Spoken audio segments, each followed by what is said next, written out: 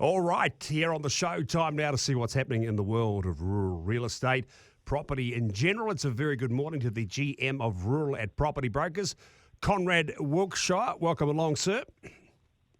Thank you, Hamish. Morning, Richard. Great to have you with us Conrad. always. You've been looking at the recent report commissioned by Beef and Lamb NZ showing a third of all sheep and beef farm sales have gone to farming carbon companies. Farming carbon, Yep. I can't believe it. What's your take on that? Well, look, obviously these carbon farmers are responding to the policy settings and the market signals that follow that. Yep. But it is very interesting reading that report because of we look at the last 4 years through to December last year, some 92,000 hectares has been purchased as whole farms. And of that, there's to forestry concerns. Of that, 34%, some, I'll just have a look at the total area here. It's now 34%, some 26,000 hectares has gone to carbon farming companies where there's no intention for those forests to be harvested at this time. And certainly not necessarily very proximate to ports, and ports are a big factor in an economic harvest. So, look at, I suppose we respect the market. We are obviously providing marketing support and sales services to the market. But obviously our farmers, our concern for our farmers is that and it's good that Beef and Land commissioned the Baker Ag report, because having more information around what they can be doing on farm, I think is a big help, because our concern is farmers simply see the whole thing as some sort of crackpot scheme, the ETS. Yeah. Where on the other side, you've got multinationals who are free to take full advantage under the Overseas Investment Act as it stands at the moment, and they probably have a better handle the big picture and their emissions liability. So there is a real disconnect in our view, because our role we see is making sure farmers get good advice as to what their property is and what the options are. And that can often mean that they could do strategic planting on their own properties and actually take full advantage of that, either through having a proper disclosure around that through the sales process, or actually making sure that they've got $1 invested when they're thinking about selling their property in 5 to 10 years' time, that their property has taken full advantage of those policy settings rather than just leaving it to offshore interests. Yeah, Conrad, I think it's if the farmers were compensated for their woody gullies and their shelter belts, etc. I think we'd see it a different way, because a lot of these farms being sold do have those woody gullies, so to speak, and areas that could bring them quite a good return, but because they're not seen as eligible for the ETS, they don't get in. So it's a waste, isn't it, in a lot of ways? Yeah, it is. But there are also a lot of plantings that, with a little bit more of a plan, could actually participate in the ETS scheme without too much fuss or too big an investment.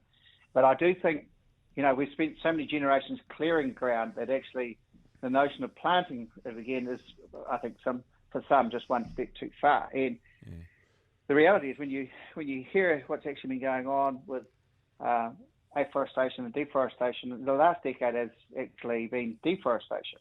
So we do need planting, and I don't believe farmers need to be subordinated in that. They can actually be very much part of the solution. And so I do think it's a hard one for the likes of Beef and Lamb, because I sense they could potentially get criticised for promoting planting, when in fact actually it could be the most sensible thing to be considering as part of an integrated farm system with biodiversity and what have you. And we talked about it last time on the show, but farmers will have a handle on their carbon footprint in the very near future, and the opportunity to actually look at their business a little bit holistically, we think will find value in the market, and it'll add up commercially as well as environmentally.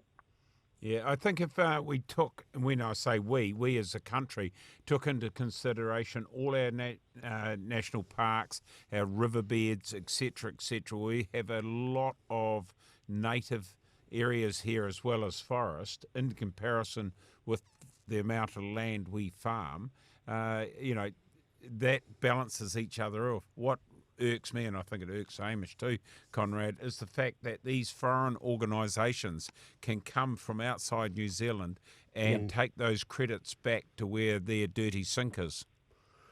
Yeah, it's not a level playing field at the moment, and I do think, if we were asked for a position on this, we'd be advocating for a level playing field. And I think and you are seeing some ramping.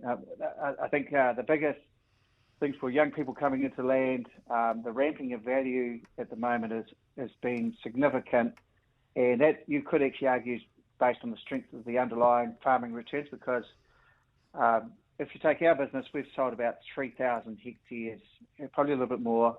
It's gone directly to forest, total forest planting of farms, with some subdivision of it, but not much. Now, that could have been double had it not been for the strength of the underlying farming. It could have easily been double, if not more, this last 12 months with us. And if the farmer balance sheets hadn't been in a strong position to compete. But that was at a $30, $35 carbon price.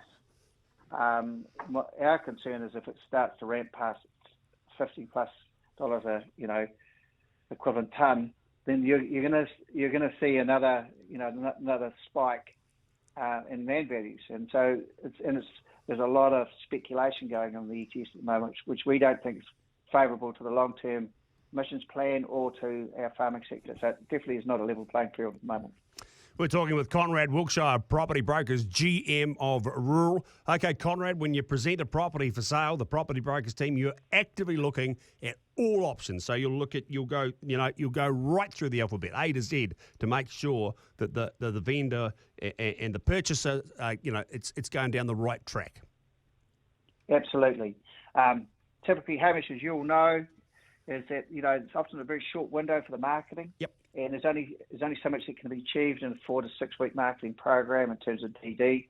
So we like to get in early in the process. We're doing a hell of a lot.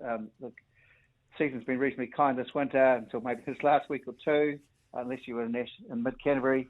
But we've been able to get out on farm a lot and do some of that early planning and DD. And so if you're looking at the options, we're very happy to talk to people about what the options are without having to commit them to sale. But there's an awful lot of good DD that will actually help with the overall compliance programs and get some of that information. Because where there's a gap in information, it doesn't mean the property won't sell. What typically happens, though, where we create a bit of uncertainty, a buyer will put in a discount to hedge that uncertainty, and that's what we're trying to avoid. Yeah, great advice. Avoid that. Hedging against the uncertainty. I like that indeed.